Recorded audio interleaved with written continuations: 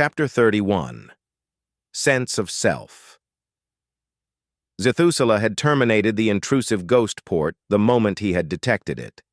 He was of a view that the small amount of their conversation that had been captured was ambiguous enough as to provide little or no definitive information to whoever or whatever was at the other end.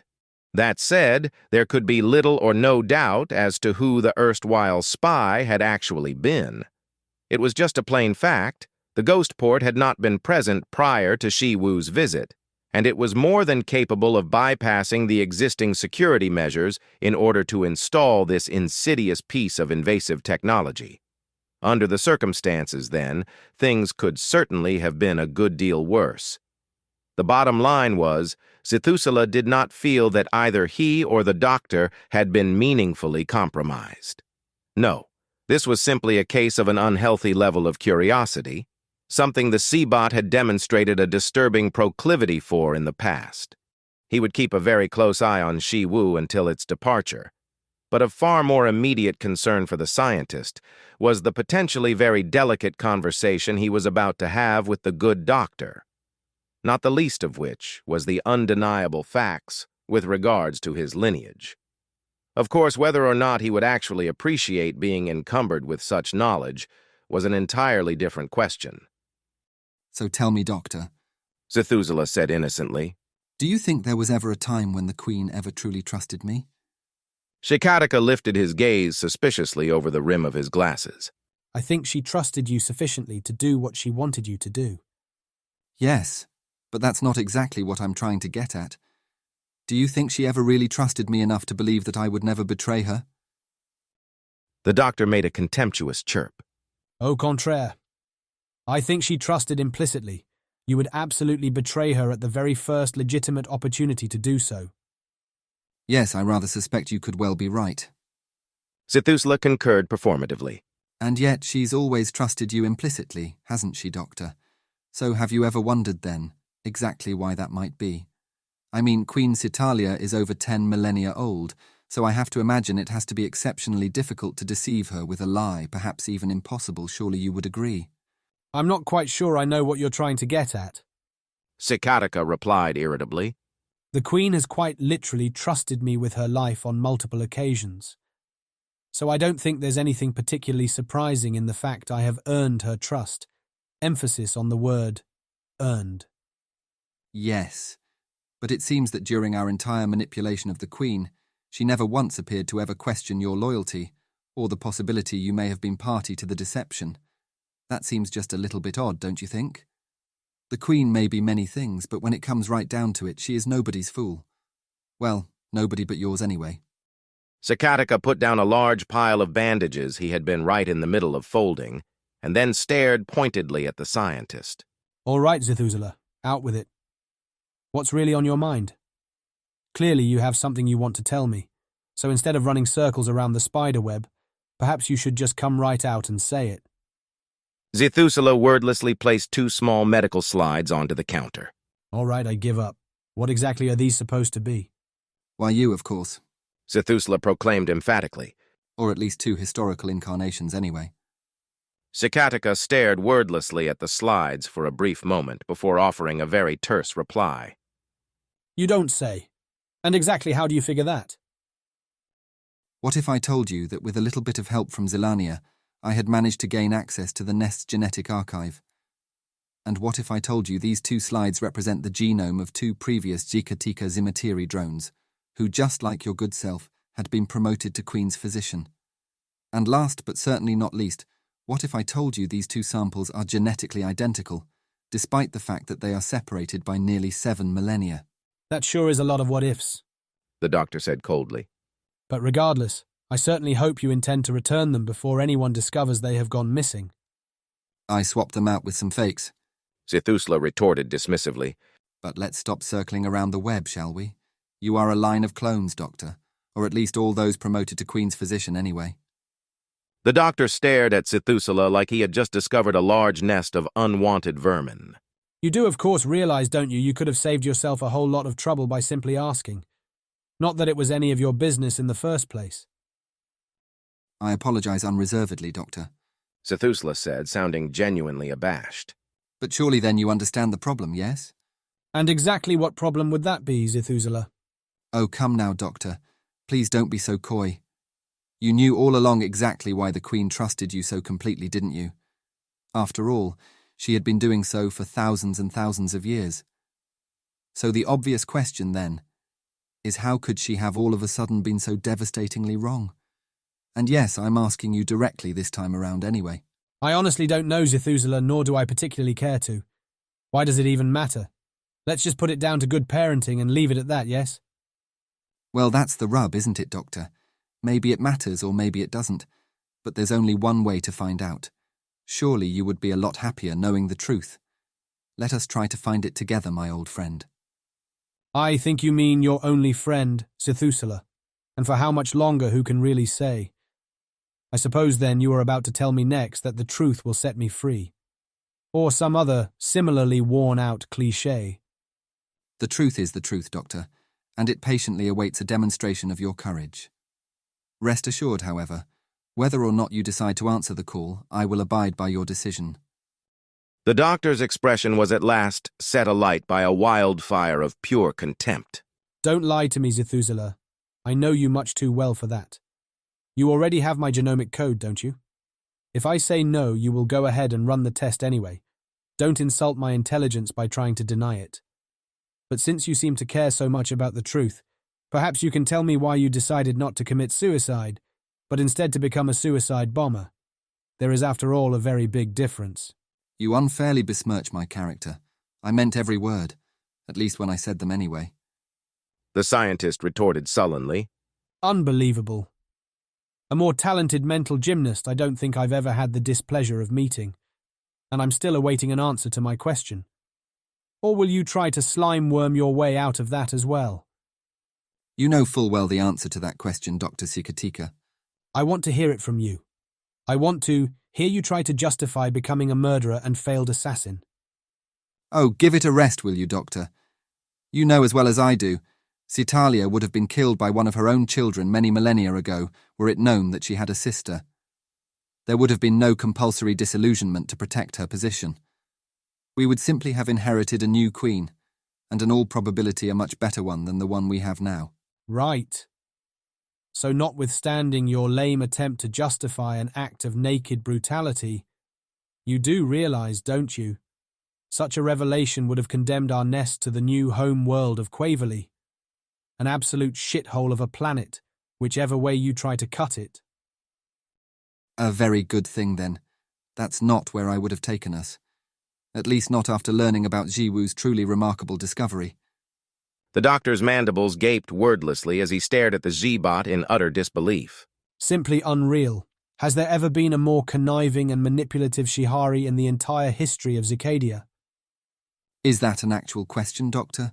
Or just another rhetorical device upon which to couch your insufferable moral idealism? I'll take the third option, which is to say, neither. But regardless, it does rather beg the question. Do you actually intend to try again? I do not. Zethusla replied dourly. As it turns out, you were actually correct. Or at least partially anyway. Citalia is nothing but a symptom of a far greater problem. No, I have a rather more ambitious plan for the future of our species, now that I have the time available to pursue it. All right, that sounds absolutely terrifying. Perhaps you should seriously consider going back to Plan A. Enough is enough, Doctor. You are simply avoiding the matter at hand. I will concede some of your criticisms are not entirely without merit, but this is about you, not me. There is a mystery surrounding your identity, and I think we owe it to ourselves to discover the truth. What is it exactly that makes you, you? And you think confirming whether or not I'm a clone will give you an answer to that question? I think the numbers don't add up, Doctor, and I would very much like to find out why. Rest assured that I will secure an answer to that question, whether or not you choose to come along for the ride. See? I'm being honest now. How do you like the new me? I seem to recall telling you a very long time ago, discretion is the better part of valor, so excuse me if I choose not to answer that particular question. But you just don't get it. Do you, Zethusla? Unlike you, I already know exactly who I am, and those slides of yours won't change that. So apparently then there is no harm in finding out whether or not you are a clone, is there? Sikatika peered searchingly into the cold, metallic face staring back at him. Not that I wish to change the subject, but you really should seriously consider putting your eyes back into your head. My patients might even suspect I've been abusing you, and you wouldn't want me to lose my position as Queen's physician, now would you? Ah, yes, thank you for reminding me. I almost forgot to mention. I'm afraid you will need to bring your old Shebot back into commission. That sounds more than just a little bit ominous. I don't suppose you would care to elaborate. Very simple, Doctor. It's time for me to move on. Sikatika immediately took on a very worried expression. I may well live to regret it, but I don't suppose you would care to tell me a little more about your plans. Probably better if I just keep them to myself. But please, Doctor, let us adjourn to the chemistry lab so we can finally solve the mystery of exactly who you are, or at the very least, who you are not. Different body, but the same old Zithusula, the doctor thought to himself resignedly, as the two arachnids made their way solemnly towards the lab. I truly do worry about you, Zithusula. The path to Zed's dungeon is paved with good intention. Please always try to remember with great power comes great responsibility, and I fear you sorely lack the wisdom you so clearly presume to possess. For an infinitesimal moment, the scientist felt a tiny flicker of bitter resentment. Exactly who did the doctor think he was to speak to him like that? Then again, if not the doctor, then who else could he trust to speak the unpleasant truth, as he had undeniably done so many times before? You are right, of course, Doctor. Wisdom has never exactly been my strong point, as much as I might wish it were so. Perhaps then, you should consider coming along for the ride. With your wise counsel guiding me through the ages, Cicadia's future as spiders of the cosmic web is surely all but assured. The doctor laid a heavy hand onto the shiny silver carapace of the Z-bot standing in front of him. Very regretfully, it's wisdom, my good friend, that prevents me from ever doing what you have so tragically done to yourself. No, I'm very sorry, Zithusula, but I can think of few things that could possibly be worse. The scientist took a firm hold of the doctor's hand and frostily removed it from his pristine metallic body. And hence my regret, Sikatika said mournfully. Well, the good news, Doctor, is I won't try to involve you in any future machinations. I promise you will be safely left out of this, so you can continue to live your small and insignificant little life without any fear of disruption. Please, Zithusula, why don't you just go with Shiwu? The doctor said almost pleadingly. After all, I'm sure the Z-bot could very much do with your help, and who knows what it might find when it gets there. I have every confidence the Z-bot, the other Z-bot that is, will do exactly what I want it to do. In a manner of speaking, we are of the same exact mind when it comes to the matter of alien life. No, Jiwu has its own destiny, and as it so happens, so too do I. The doctor, with an expression of genuine sympathy on his face, made as if to pat the scientist's body again, but quickly thought the better of it. Well, anyway, the clinic will be opening up very soon, so I suppose we should just get this over and done with. Can I assume, then, that once this is over, I will no longer be seeing you around much anymore? You will be seeing nothing at all of me after today, Doctor. Let's just say that I have a lot of research work to do. Well, all right then. So what exactly are we supposed to be doing with these slides of yours? Not very much, actually. I have, of course, already fully analysed these two samples and can confirm they are genetically identical. So all that needs to be done now is check to see if you are also a perfect match. And for what possible reason wouldn't I be? The doctor muttered to himself bitterly. What possible reason indeed? Zithusula replied enthusiastically. But you know what they say about making assumptions. Again with the clichés. Sikatika said resignedly. But speaking of assumptions, I assume you don't need me to provide you with a swab. Zithusula, visibly wilting under the accusatory gaze of the doctor, proceeded to retrieve a slide from his personal locker. Like I said, completely untested.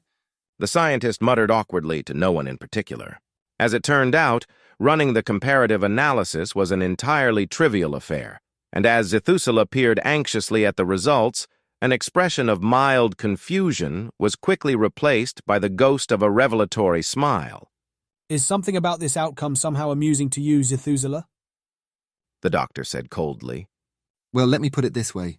You are a 99.98% match, which far more importantly also means that you are a 0.02% mismatch.